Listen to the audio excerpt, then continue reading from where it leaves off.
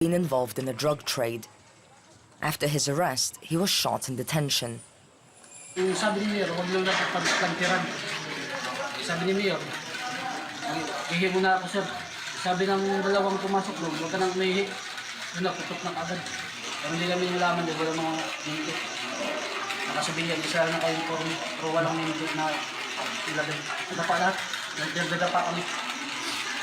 Nagsasabihan pa nga kami na pag magsalita kami, babalikan kami kagad. Babasin din kami. Kerwin Espinosa is expected to reveal the names of several officials with ties to the drug trade, so he's often seen in a bulletproof vest because of safety concerns. Kerwin is like the missing link. He is like the missing piece of the puzzle.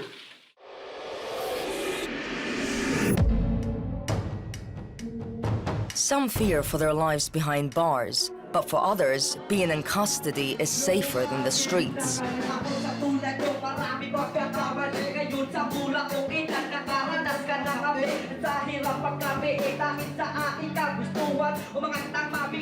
This is the notorious Quezon City Jail, the country's most overcrowded prison. More than 3,200 inmates are crammed into a space built for 800. Most are being held on drug-related charges. This man has been here since 2011.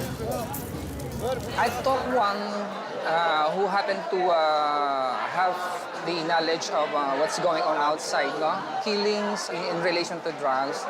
So it's better to stay here because of that fear.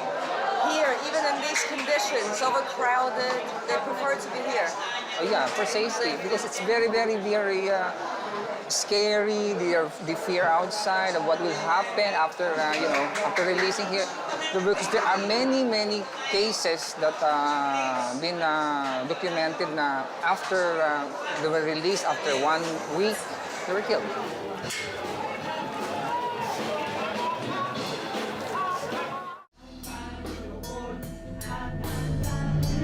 How difficult is it living with so many people? Has the number gone up? Went up, really went up. Since the turf of President Duterte, the influx of inmates came as volume as it raised high. I think we reached about 4,200 then. It was so very congested here. My secret, just go with the flow.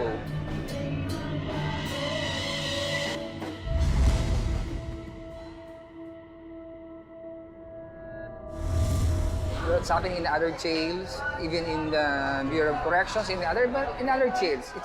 It's one thing that it's concerned because of the laxity siguro of the security. They go for the entry of illegal drugs. In fact, guards, they smuggle drugs. And I feel sad because for me, it's failure for the Bureau to why.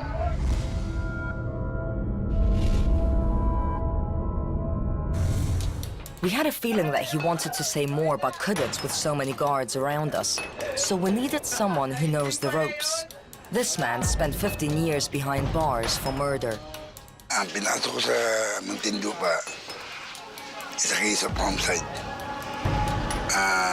Nagkaroon ng pagtatalo, nauwi sa gulo. Nadamay ako pero tinuluyan ko rin.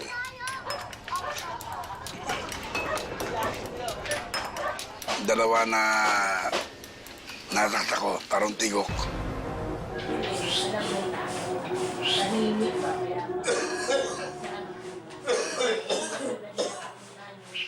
Ikaw mo kilala ang judge, naging homicide. How do drugs and weapons end up in prisons here? Have you seen yourself when you were there how it happens? I was a commander in our gang. In your prison gang? Yeah, prison gang. We have 14th Brigade in Muntinlupa. Pero there's so many gang. Meron kami armory. Kompleto gamit doon. May baril, may jungle bolo. Meron kaming mga gumagawa talaga, tatawag na panday. Gumagawa ng mga baril, mga balisong, talagang ginagawa sa loob ng bilibid. Sa 5. Umu-order kami sa mga prison guard ng mga materyales para sa baril. Tapos naman, Oh, so you have some guards that are helping some prisoners. For what? What's their benefits? binibigyan namin ng pera. For example, 20 tao, 100 tao. Where do you find the money to give the guards? We have shabu laboratory.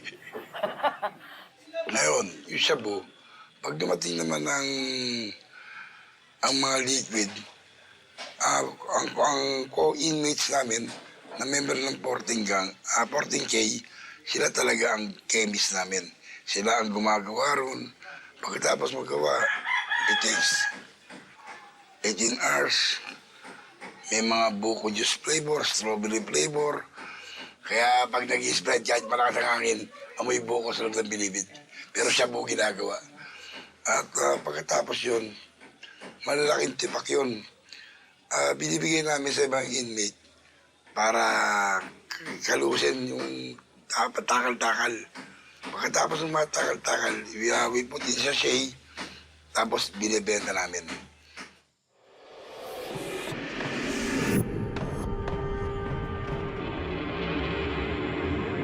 It's no secret that inmates are still managing to run their businesses from behind bars. 22 kilos of shabu were seized in a recent undercover operation. The suspect admitted getting the drugs from her boyfriend, who's in a maximum security prison.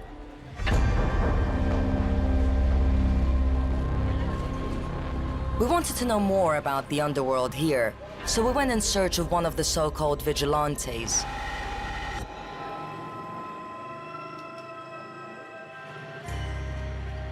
We ended up in a basement near Manila's red light district. We found a man who claims that he and 3 others were bailed and turned into hitmen.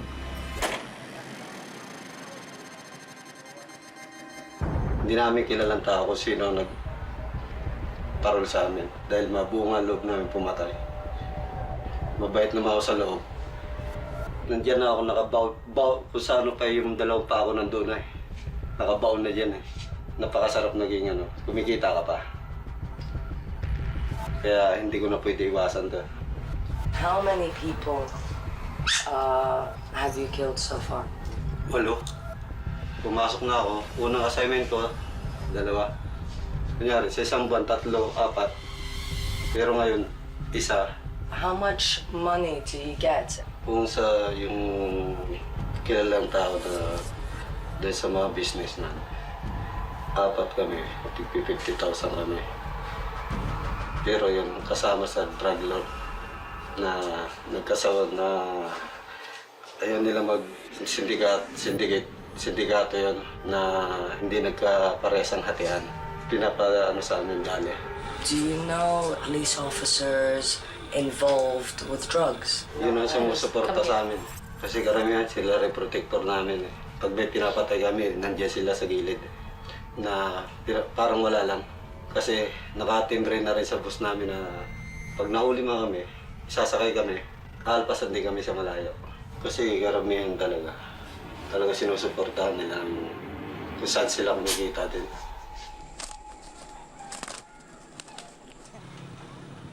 We needed to check out how the police operate and what they have to say about corruption. We headed to South Cotabato on the island of Mindanao. Here, the authorities are constantly monitoring troubled areas. That's because, as well as drugs, the Philippines has also been battling religious extremism for decades. Some user and pusher are already surfacing. The terrorists here on the other side, but they are scattered maybe all around the area. Which are the terrorist groups that you There are Abu Sayyaf, there are BIFF, they relate themselves to the IS, Islamic State. So there's the Mauti group. So there are the terrorist group here. One strategy the authorities use to minimize criminal activity is showing their presence and talking to anyone they deem to be suspicious. Ito. Bata mo pangalan. Pizza, tapos ang ngalan. Pizza subong? Mm-mm. This is Operation Oplan Tokhan, meaning knock and plead. It involves police officers knocking on the doors of potential users and pushers and asking them to sign a document promising not to use or sell drugs. If they know or learn about anyone else doing it, they have to inform the authorities. What is that? A suggestion box. So if anyone knows any information on Yes, ma'am. someone using or selling drugs, they put here? Yes, ma'am. Any suggestion open to the PNP to adjust to